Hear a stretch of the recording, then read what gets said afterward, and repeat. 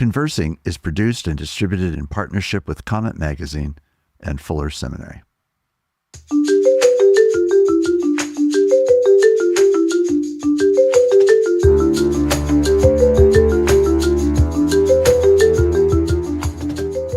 I'm Mark Labberton. Welcome to Conversing.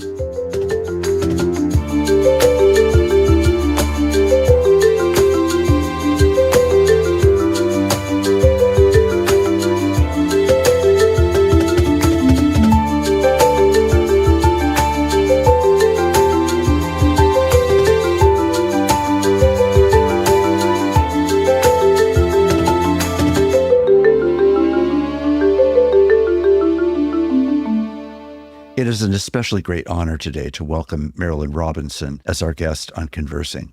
Marilynne Robinson is well known for many people because of both her novels and her essays.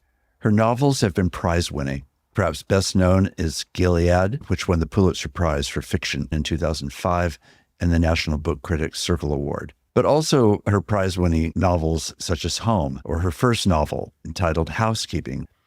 She's also written a lot of nonfiction and works such as The Givenness of Things, and When I Was a Child, I Read Books. She was awarded with the National Humanities Medal in 2012, and when President Obama presented her with this award, he said that it was given for her grace and intelligence in writing. Well, indeed, those are qualities that come through in her writing in a remarkable way. And today we have the chance to discuss her most recent book entitled Reading Genesis.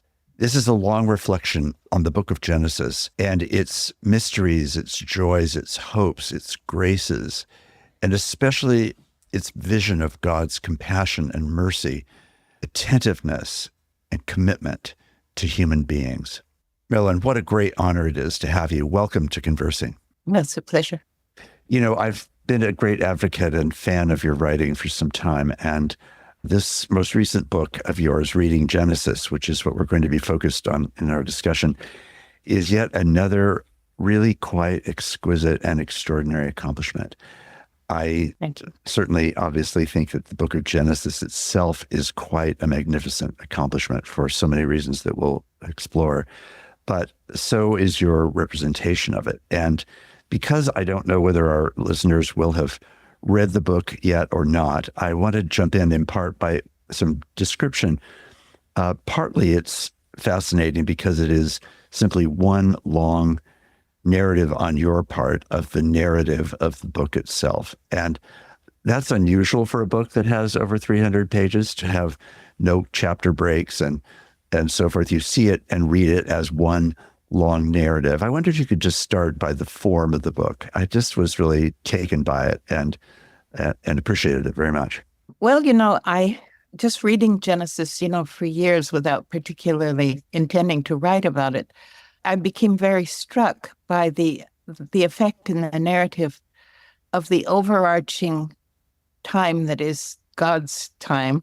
Yes. And then the very realistic, very human time that runs along the ground, so to speak, and the way that these things interact with each other, the way that the meaning is resolved out of the fact of God's presence in his own time, but always aware of ours, and that it repeats so often as a pattern in the text that it seemed to me most of the ways that people had of approaching it obscured the flow that is intrinsic to the narrative. One of the things that comes from doing biblical studies, which I have done, is exactly what you've described, which is this sense of dividing up the text and segmenting it in various ways and subdividing it again. And that has its own utility, I suppose. But the thing that is fascinating about your reading is that it captures and gets us immediately and unbrokenly into the narrative of Genesis as it is unfolding.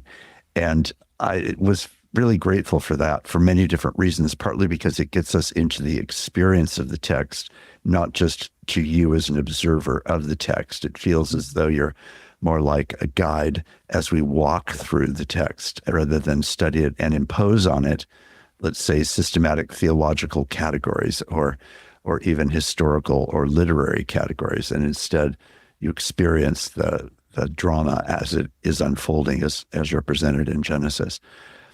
Tell me, why Genesis? You have written many things, exalted things, I would say, but in any case, really quite remarkable things. And now a commentary of sorts. I hesitate to use the word commentary because I'm not sure that that's really the right word. But why Genesis? And then why write what I will, at least in quotes for our purposes, call a commentary? Why Genesis and why a commentary? Well, Genesis is the foundational text. That God's self-revelation is the work of Genesis. Yes. And I'm very bothered by the idea that the things that the text does that are brilliant are seen as flaws or pastiches or something like that. Yes. For example, the creation narrative in the first chapter of Genesis, people will say that's by a different writer than, the Genesis narratives that follow it. But it does a very brilliant thing, which is it proceeds from a great, anomaly, the beginning of everything, Yes. to people on the ground hoeing and, Yes. Yeah. And that's true. I mean, that is true. We came from a great cosmic singularity, and here we are doing our foolish and pedestrian things, Yes.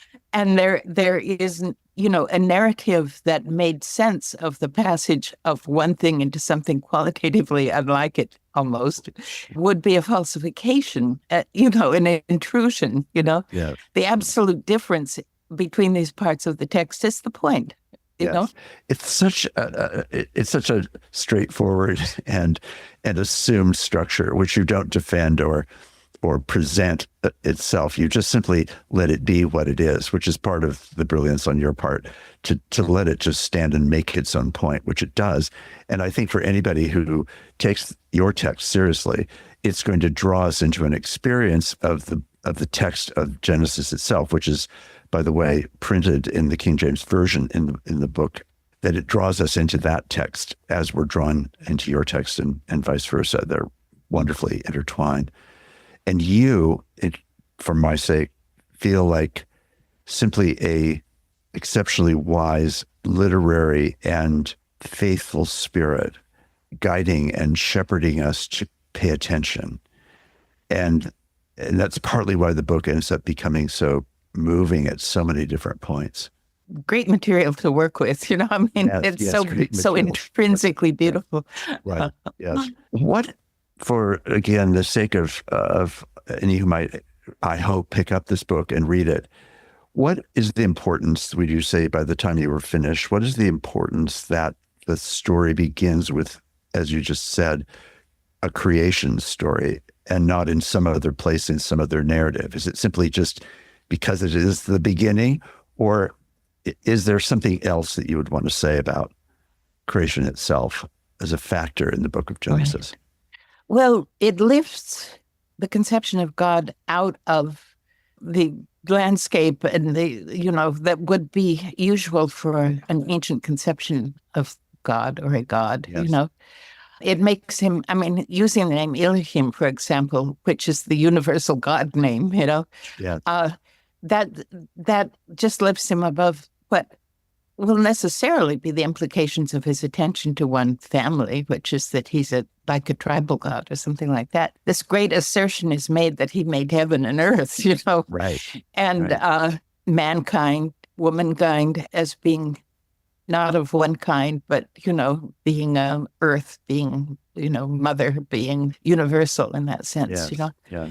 It's absolutely a great problem when you consider a monotheism breaking in on a polytheistic world, and one whose religion basically moves over into magic or something for conjuration very, very easily and so on. To make this enormously cosmic assertion of the nature of God before the fact of his loving human beings and being aware of what they do and so on is established. Yes, yes. Well, there is this movement, as you point out at several key points, where we begin with this cosmological sense of things, and then suddenly we're into the most granular of things. And it's that reality that is obviously in the mind of a poet like John Donne and other metaphysical poets who held these two things so vividly together in their own poetry. And it feels like it's the song that gets sung in the opening parts of Genesis, which in part shapes that sort of imagination, and in this case shapes the whole of the book of Genesis, or you could say the whole of the canon of Scripture, which holds these three things together throughout the whole arc of the story. Phenomenally. Breathtaking. Truly. Yes. Amazing. Yes. It is amazing. In fact, let me just pause there for just a moment and say that one of the things I found myself being freshly aware of was, for lack of a better word at the moment, simply the amazingness of the book of Genesis. That is, it is a book that catches me in amazement over and over and over and over again. And I don't know that there's any other biblical book that in the same way captures that sensitivity. It's laying out sort of the first terms, we might say, of how we read the canon itself, and wonder, especially wonder in relationship to the most incidental people and circumstances. That is a wonder. So beautiful. Yes. It is so beautiful. Yeah. You know, the text unfolds quickly in Genesis, and we start with good and very good, and soon we're into all kinds of trouble. And by the time we get through the fall and into the moment where God, or the text says that God saw the intentions of our heart and they were only evil always, that language is so profound to have gone from Genesis 1 to chapter 6 in Genesis, and to have held all of that so it comes from the glory to the ignominy of our humanity. I guess I would just like others to hear you say a bit about that arc, that the swiftness of it, the particularity of it. What's happening there that you are trying to really bring to the reader's attention? Well, one of the things that was very much on my mind as a reason for writing the book is because people, they use very randomly and accidentally the Old Testament, including Genesis, to conjure this idea of a vindictive God, you know? And all of the prophets and Jesus, and there's the insistence that actually he's merciful and long-suffering, you know, and loving, you know? And I think that the narrative, which is kind of like a narrative about an adult relationship with a child or something like that, you know, where two different kinds of comprehension go into the thing happening, and the child never understanding how well he's loved, you know? Right. That seems to me to be really essential to Genesis, and then essential to Isaiah and so on. And there's this sort of childish delight people seem to take in making God into a sort of troll, you know, which is very disturbing. It's hard to wiggle people free from the idea that God is primarily threatening and so on, you know? And I think that it's a terrible loss, loss. I've been thinking a lot about fear recently because of some work that I'm doing, and the presence of fear so ubiquitously around the world and in our own nation.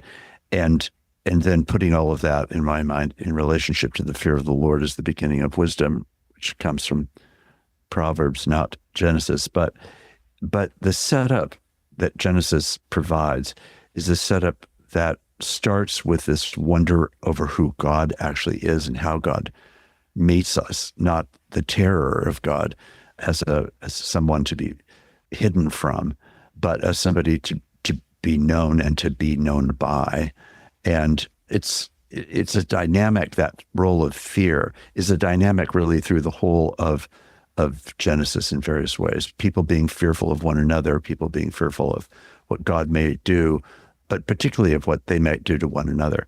I'm curious, when you go back to the temptation itself in Genesis 3, would you say fear is a feature of that temptation, or is it really, in the more classical way that it's been defined often, just a story of ego? I'm pretty committed to the idea that an aspect of our existence that God created is our ability to act against God, Yes. that he did not make us automatons or, Yes. And I think that, the story is set up in a way that sort of makes it an understandable curiosity. Why this tree? Why not other trees? And so on, Yes.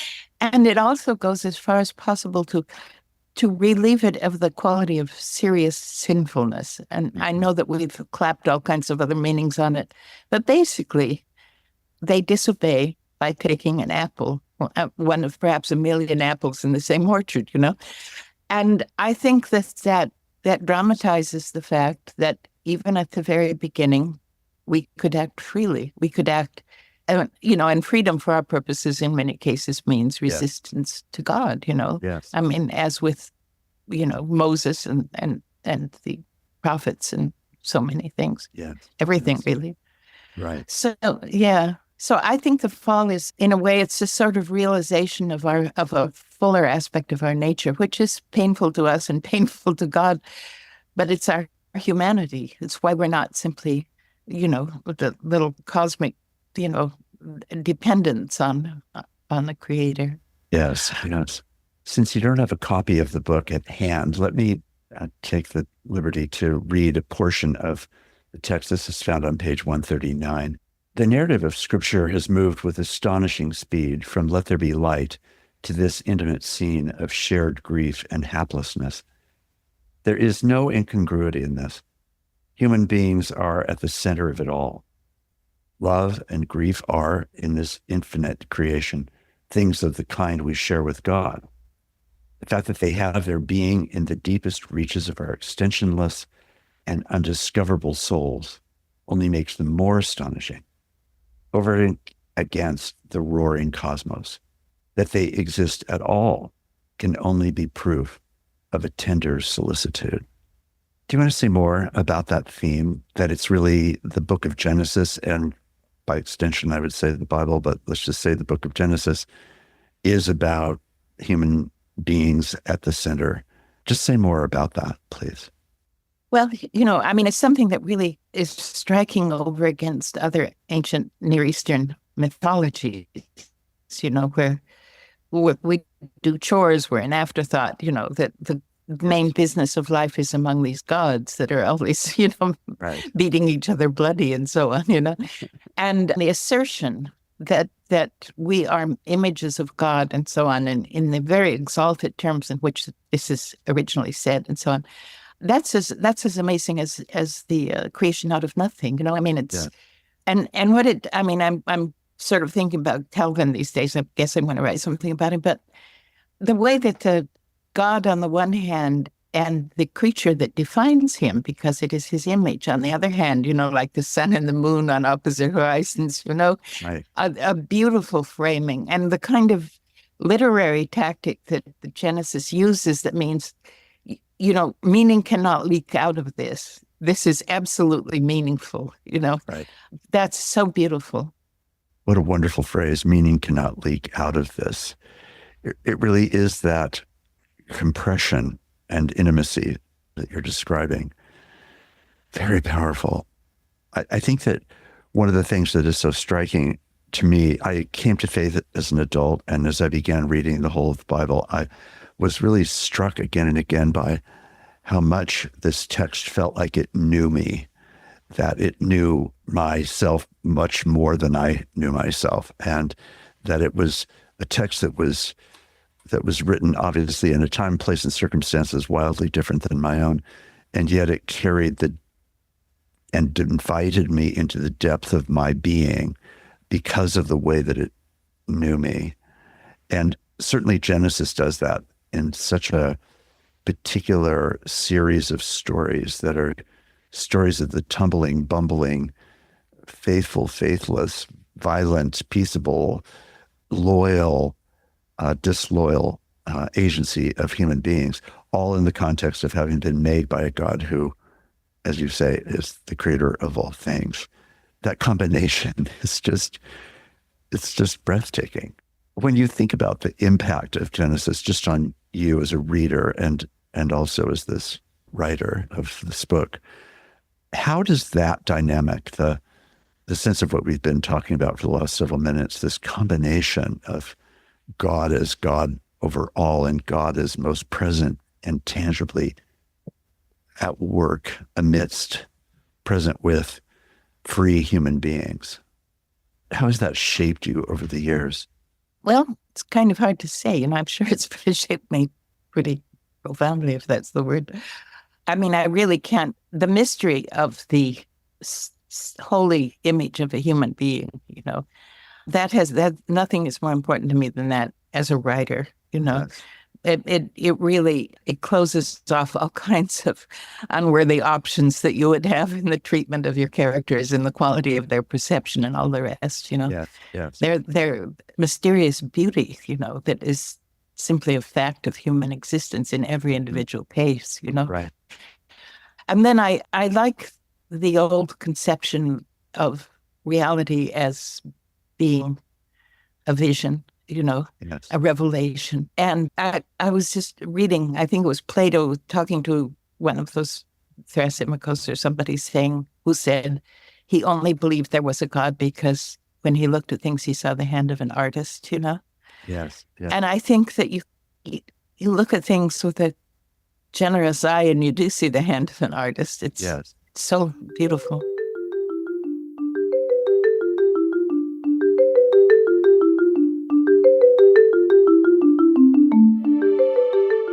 I'm Mark Labberton. Thanks for listening with me.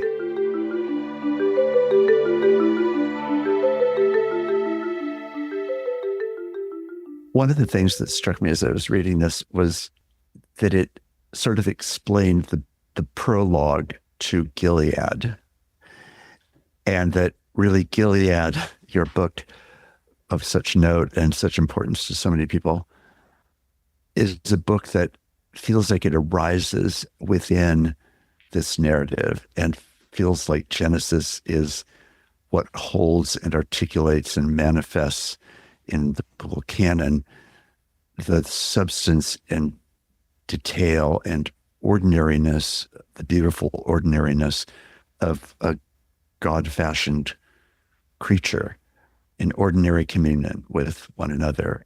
Is that the way I might read those two things together, or do you see them related in a somewhat different way than that? No, I think that you've described it very pleasingly, actually. My religious history has been so sort of inward in a way, But I remember when it seemed to me more important than anything to give in my imagination an absolute dignity to any life that I considered, Yes. That sounds very abstract and so on, but I think that it's, I think it's a highly defensible view.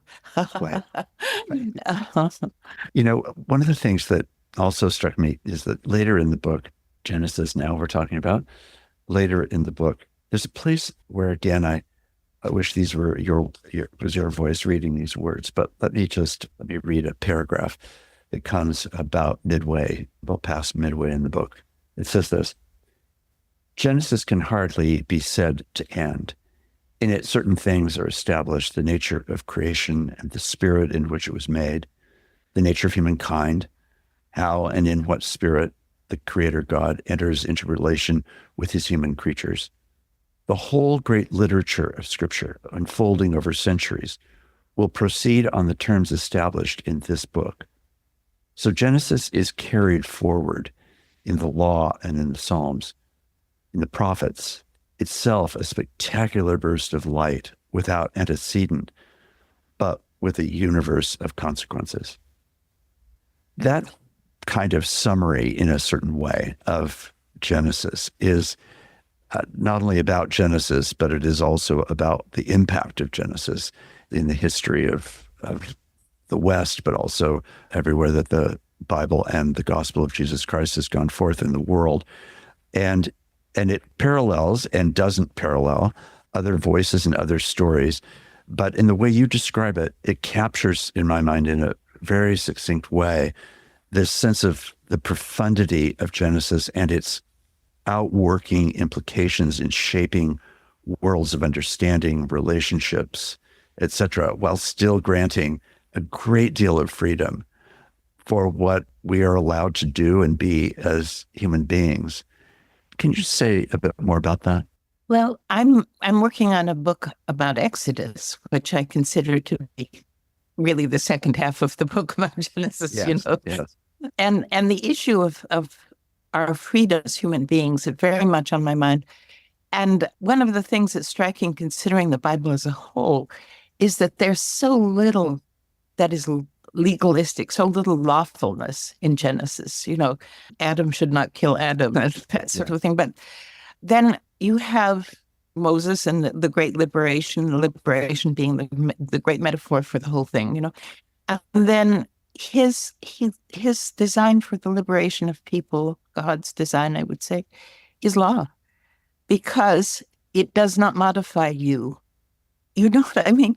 At any point, God could have said, I'm going to deprive these people of the ability to go wrong. I'm going to, He never does that. There's always this very great tact whereby, by some means or another, we remain our strange selves, Yeah.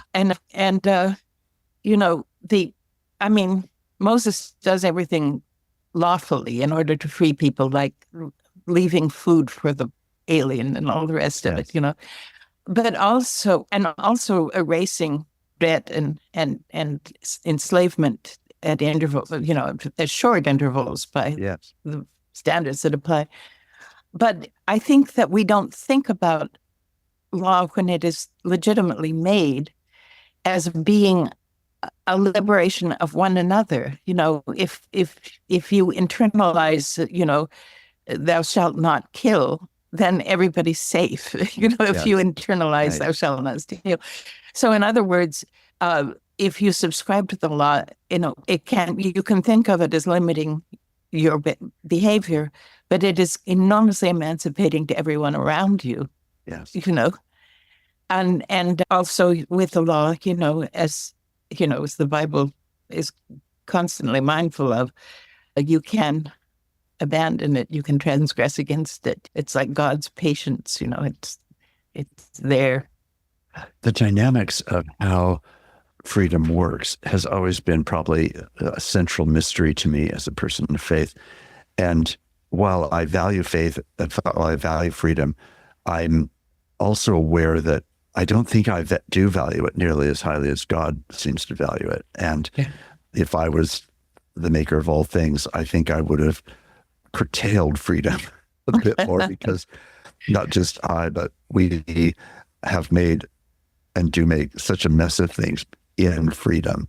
I understand the theology of freedom as necessary for the sake of love. I embrace that too. But I also find freedom an enigma. I wonder if you could just say a bit more about how you were taken by the themes of freedom in Genesis as you were working on this book.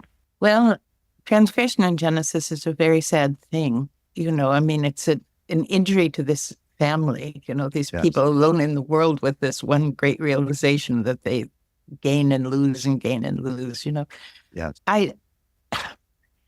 I think that God, through the Bible, understands freedom as a problem. For example, we should not eat from the tree of life and live forever, and from the very beginning, the Bible seems aware that we are our enemy and that we are our apocalyptic beast. And the narrative rounds off. There is no assumption that we will survive our deficiencies finally, except if God chooses to give us another life. But our freedom is very costly. It's costly to us. It's obviously costly to God also, who sends his son, to try I don't know. To say that God tries to do something and then it doesn't work somehow falls outside of my theology.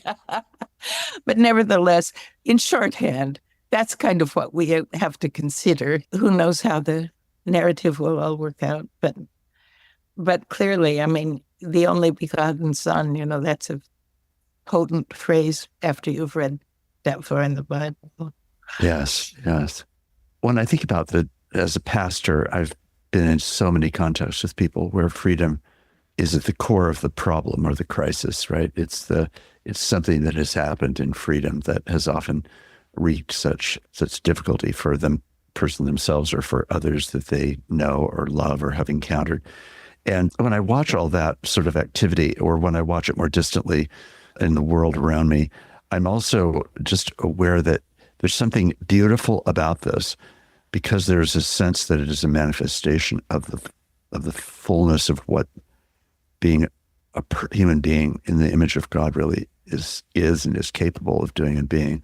But there's also something that feels to me regularly so tragic about the way that it unfolds and what it takes to sustain a life, which I think is part of the purpose of the law, of sustaining an imagination for goodness, which is part of the human need, at least, however we choose to do that.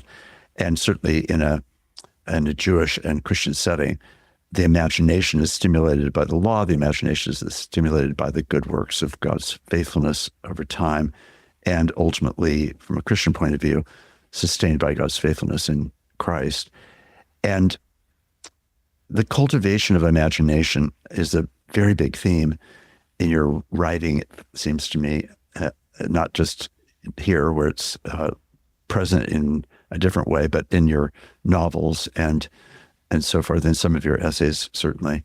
I guess I'm just curious if you could just say a bit more about this dynamic of freedom and how you cultivate an imagination for life and not for death. I'm aware of Calvin disputing the idea that there's anything physical about our being images of God. In our mind and imagination and so on, we are images of God. And I think that should induce, and in the best of the reformers, it certainly did induce a sanctification of consciousness, of oneself. They had this very strong sense of conscience, very powerful. Mm-hmm. And it was where they consulted with God, and they that they had no doubt that this is what was happening.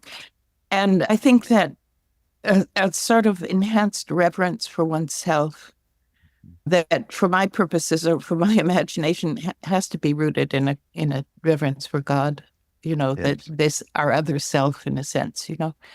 I think that it frees the imagination by giving us such a generous sense of what the imagination is, that it's cosmic also, that I think that, frankly, if I had to say the one thing that in my long life I have felt had kind of evaporated out of our culture, it's reverence, a predisposition to, there really is nothing like it, and nothing corresponds to it. It's only itself, and it has to exist with reference to the idea of the holy. And I think that, I read what I can understand of new physics, of quantum physics and so on. Yes. And it's a beautiful model in my mind, and I'm aware of the risks of bringing scientific terms into religious arguments and so on. But the idea of this sort of array of probability that then narrows itself down to one reality, Right. This seems to me like, when you think about everything to do with our existence, really, that it's proportioned to us, that we can manipulate it. There's nothing, out of all the things possible in the universe, that's an amazing thing to have manifested itself, And I think that, in a certain sense, we are the reality we experience has sort of passed through a sieve, through a veil, and left almost all possibility behind and become simply itself. Yes. And God is of the realm of infinite possibility, Yes. Yes. And thinking in those terms helps me to realize, I really do think, what imagination and conscience and so on must have felt like to people like William Ames and so on, who were so profoundly invested in, so utterly invested in the idea of the sacredness of God and the sacredness of the self. The words that you use about conscience and about imagination and about self-awareness is in such a turbulent state right now, it seems to me, in the intellectual and social landscape, the political landscape of America.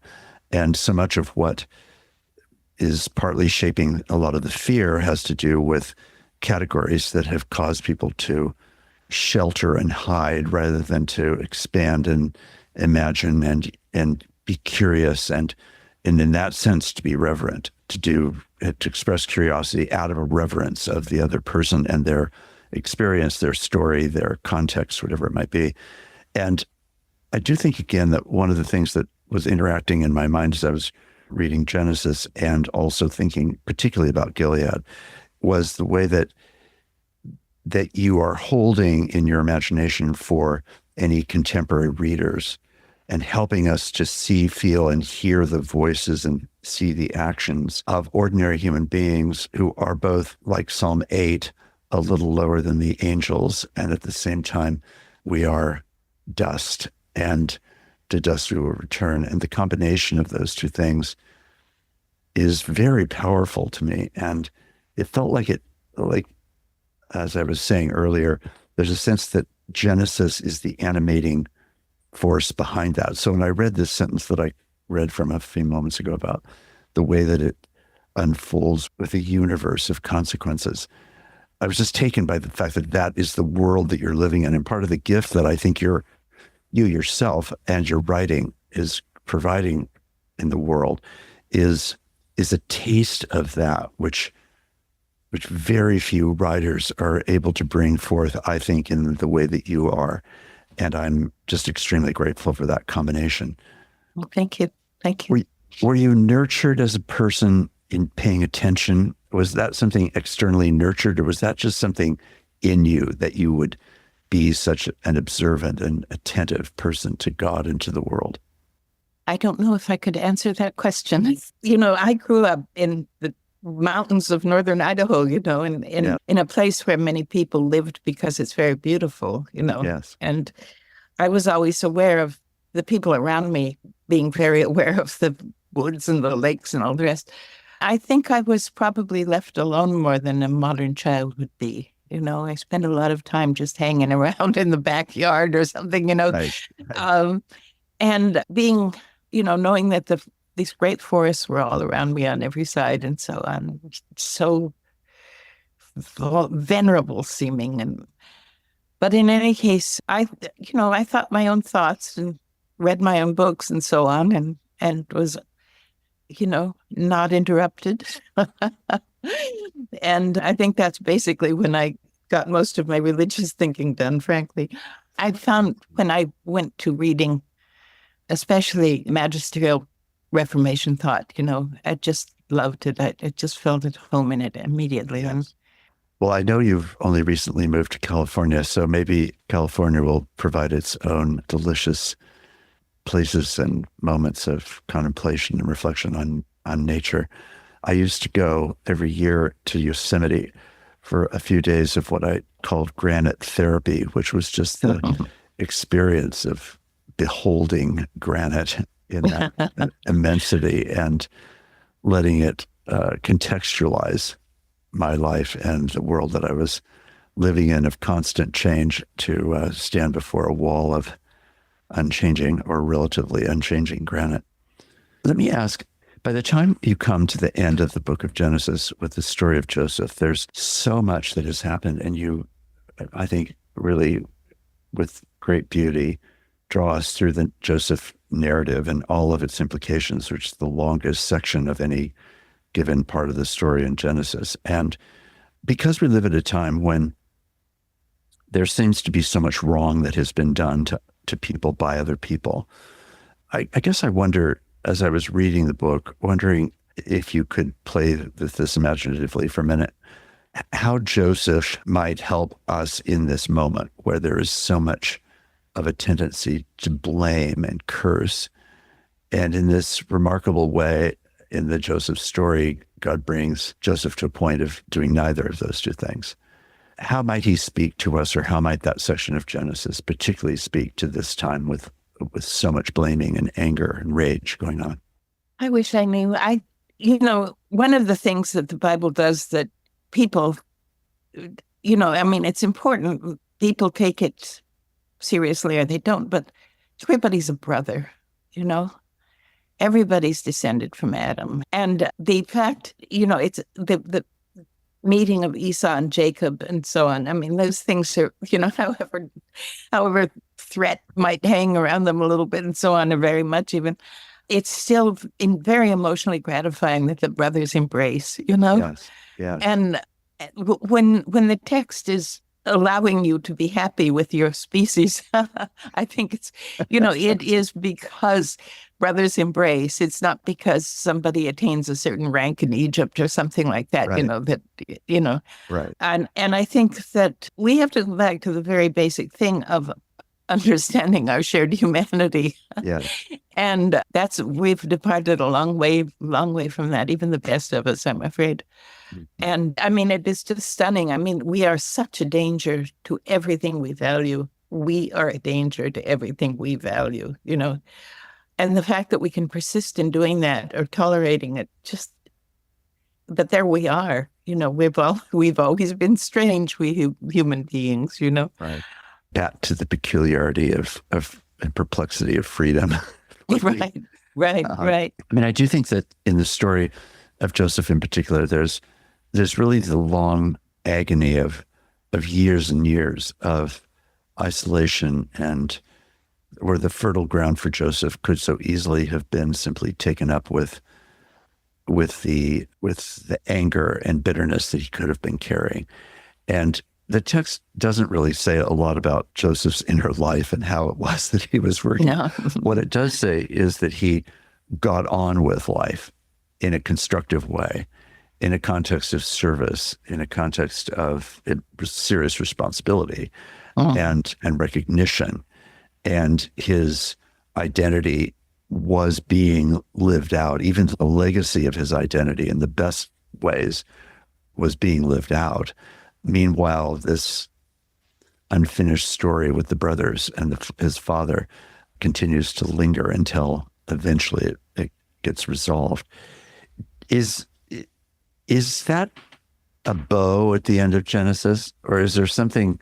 Is it better understood in some other way? Meaning, is it a way of wrapping up the intentions of Genesis to have that be the final piece with a sense of resolution?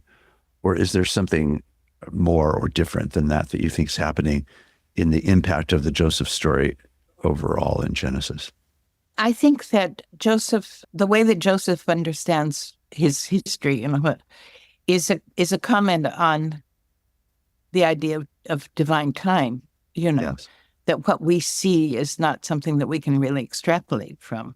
It's also true that, for one thing, and it startles most people when they come across it, Joseph did enslave the Egyptians. Yes. Right. And that's a big counterweight to the fact that the Egyptians enslaved the Hebrews, Yes. I mean, to have that pop up in the text, what a surprise. But it's so fair-minded in that way, Yes. And then there's also the great fact that, Jacob is entombed and all the rest of it, probably would not have pleased him at all. But this is the opening up of the great disappearance into Egypt, the great, So, I mean, those two things by themselves means that Genesis has not lost its realism, Right. that there is no bow to tie around anything. There's simply whatever it yields in terms of meaning and beauty and so on. When you were writing about that, I was reminded of that section at the end of Matthew 28, when you might be thinking this Great Commission, which has been treated in all kinds of ways that sometimes verge on empire more than it verges on what it really calls us to do as servants. But the text says, and then Jesus gathered with the 11, not the perfect number, and they believed and doubted. Those are the people that God gives the Great Commission to. And often we only hear the Great Commission. So I guess I'm putting that in parallel to say we sometimes are only used to hearing the Joseph story in the positive sense of resolution being the end of Genesis, rather than it actually being the very bridge into the enslavement that defines Israel for generations. Exactly. Which it's so subtle, it's so like how things happen, Yeah. I mean, even like Christianity sliding into empire and all these kinds of things. It's very, very realistic in so many ways. Marilynne Robinson, thank you so much for being a guest and conversing. I wish this conversation could last for about 5 hours, and that we could go through your book in a much more granular way. I do think it's an extraordinary contribution. I have several books that I reread every year, and I'm now, I think, going to add this to my annual reads, because there's a way that, like the other things that I read annually, which include Lear, it includes about half of Shakespeare, including Lear, but it also includes Augustine's Confessions and a rotating set of books that are maybe not every year. But this book really, really captured something that I was hungering for, and which was just magnificently fulfilled. Thank you so much for being here today. It's been a great pleasure. It's been an honor.